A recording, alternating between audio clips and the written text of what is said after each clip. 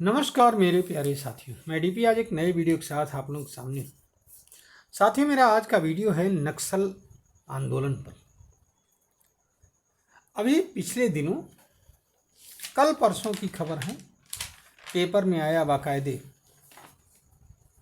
Business standard की खबर है 2 अप्रैल 2025 की कि CPIM calls for cease fire ready for peace talks से छत्तीसगढ़ गवर्नमेंट।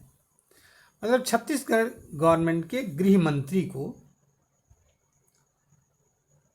एक मैसेज मिला माओवादियों की तरफ से। माओवादियों की एक मीटिंग हुई। कहाँ हुई? हैदराबाद में हुई।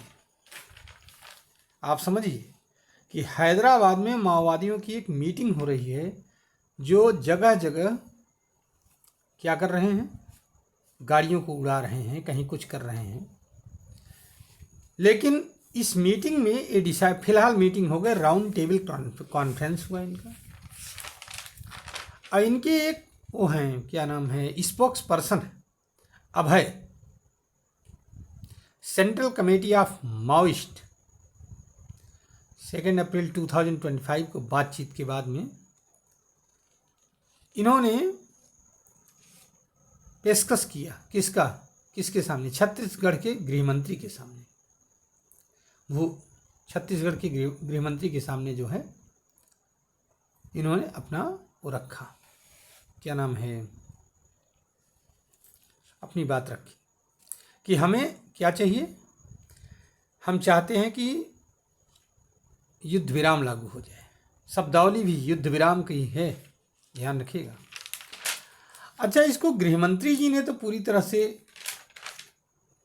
वो कर दिया, और मतलब नेग्लेक्ट कर दिया, नकार दिया। कहा पहली बात तो युद्ध कोई चल ही नहीं रहा है, तो युद्ध विराम की बात ही नहीं।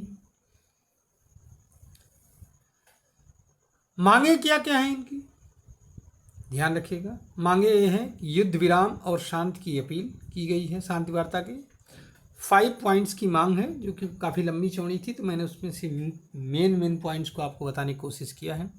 सरकार और माओवादी विरोधी जो अभियान है सरकार के द्वारा, वो जीरो कर दिया जाए, ध्यान रखिएगा। नागरिक क्षेत्रों में सैन्य बल का प्रयोग असंवैधानिक है, इसे बंद किया जाए।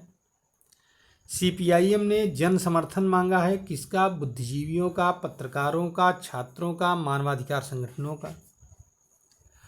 अगर सरकार पूर्व शर्तों पर सहमत है तो शांति वार्ता में शामिल होंगे, ये कहा गया है।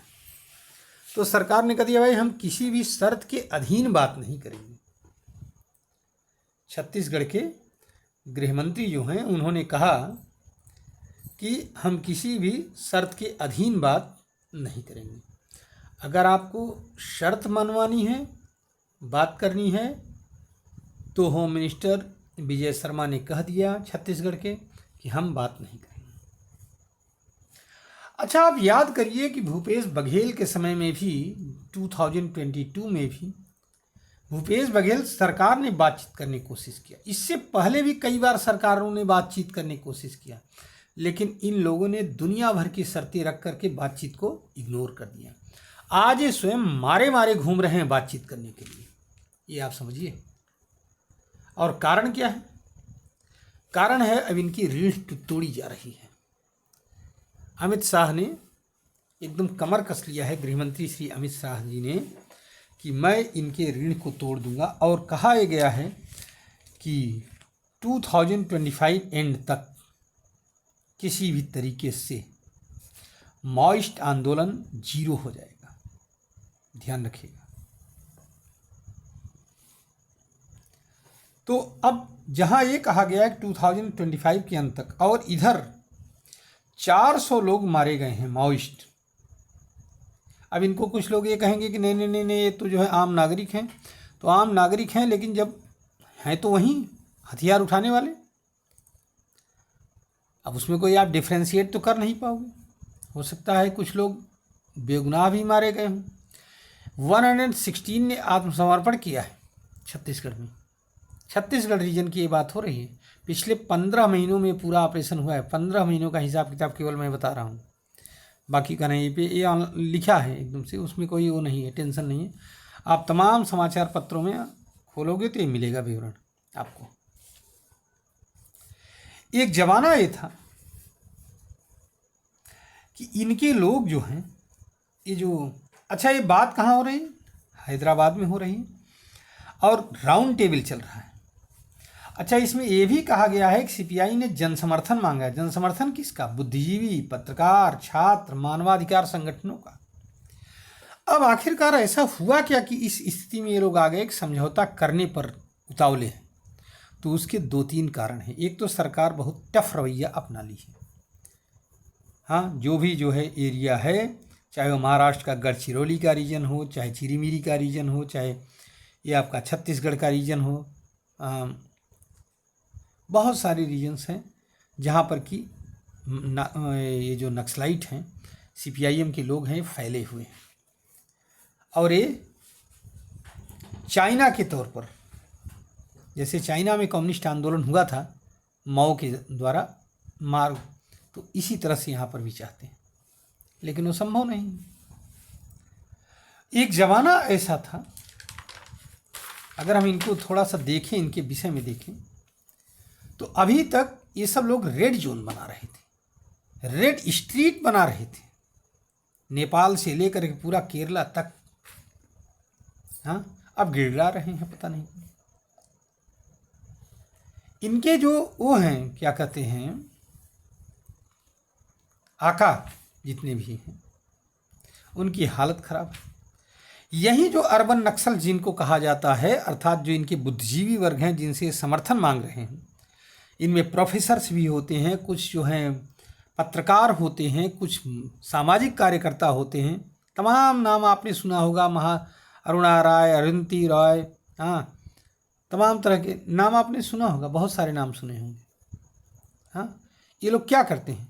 शहरों में रहेंगे एसी में, साल में पूरे 365 दिन का एक साल होता है, इनमें से 5 दिन जाएंगे इन एरियाज में। क्या पहने रहेंगे? बहुत बढ़िया एक ट्रेडिशनल सी धोती, पैर में एक चप्पल, या फटा पैजामा कुर्ता, या जीन्स और कुर्ता पहन लेंगे, ऊपर से जाएंगे, 4-5 दिन रहेंगे, लंबे चौड़े भाषण देंगे, बताएंगे। उसके बाद में आकर के एसी कमरे में बैठ कर के लेख लिखेंगे बड़े बड़े, और टफ इंग्लिश में इनके लेख रहेंगे, हिंदी में कहीं नहीं दिखाई पड़ता, टफ इंग्लिश में लेख रहेंगे।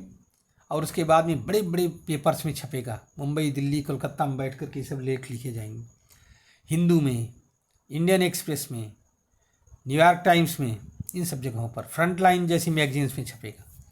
और इससे क्या होगा? पूरे विश्व में बात फैलेगी, तो फिर इनको मिलता है मोटा चंदा, और वो चंदा जब आता है तो आराम से साल भर कटता है, इनके आकाओं की मौज करते हैं। ये जो अर्बन नक्सल्स हैं, जो इतना मेहनत करते हैं, आखिरकार कोई आदमी मुफ्त में तो लिखेगा नहीं। हाँ, कहीं कहेंगे कि हम जो है ट्राइबल्स के अपलिफ्टमेंट का काम कर रहे हैं, कहीं ये कहेंगे हम उनके अधिकारों की रक्षा कर रहे हैं, जबकि न कोई अधिकारों की उनकी रक्षा कर रहे हैं, न कोई अपलिफ्टमेंट कर रहे हैं, बल्कि जाकर के वहाँ पर अपने 2-4 गुर्गों के साथ वहाँ के लोगों का शोषण जरूर कर रहे हैं, वहाँ करते हैं, हर समय यही होता है। यही अर्बन नक्सल्स हैं, और इनके नेक्सस को तोड़ना बहुत ज़रूरी है। मोदी गवर्नमेंट ने बस यही किया है। पहली बात, इनकी सप्लाई लाइन काट दिया, अर्थात मनी का जो स्रोत था बड़े बड़े, वो सब बंद हो गए। और दूसरी बात यह है कि बैन लगा दिया गया अर्बन नक्सल्स के, कहा ऑडिट कराइए आप जो काम कर रहे हैं सोशल वर्क का, नहीं तो हम ऐसे नहीं मानेंगे। सब धड़ाम हो गए। ये नक्सल प्रभावित, जानते हैं आप, 2000 में लगभग 180 डिस्ट्रिक्ट थे। ज़रा सा इसके इतिहास को अगर हम देखें तो 1960-70 में नक्सल मूवमेंट भारत में शुरू हुआ। किसने शुरू किया था? चारू मजूमदार, कानू सान्याल, जंगल संथाल, और इन्हें सिलीगुड़ी ग्रुप कहा जाता था। ये क्या करते थे? चाइनीज कम्युनिस्ट पार्टी के तौर पर रिवॉल्यूशन इंडिया में लाना चाहते थे और पूरा अपना साम्राज्य फैलाना चाहते थे। वो तो हो नहीं पाया इनसे। बाद में थोड़ा सा आंदोलन धीमा पड़ा, लेकिन 80 से 90 के दशक में, 1980 से 1990 के बीच में फर्दर इसमें ग्रोथ हुई, साउथ इंडिया की तरफ फैला। पीक जो आंदोलन शुरू हुआ, ये 2000 के बाद से शुरू हुआ। मारकाट, कई जो है रेड कॉरिडोर। अच्छा, 2000 में क्या था, 180 डिस्ट्रिक्ट्स नक्सल प्रभावित थे इंडिया में। 2010 में घटा इनकी संख्या हुई 96, 2013 में फिर बढ़ा 126 हो गई, 126 डिस्ट्रिक्ट प्रभावित हुए। 2015 में 106 डिस्ट्रिक्ट में ये थी।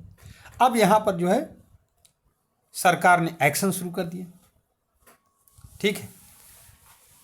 मल्टी प्रपोज्ड एक्शन प्रपोजल का जो एक्शन था, स्ट्रेटजी था, वो फॉलो करना शुरू कर दिया कई तरीके से, विकास करना उन एरिए में, साथ ही साथ जो अर्बन नक्सल्स हैं जहाँ से इनको फंड पहुँचता था उनको रोकना।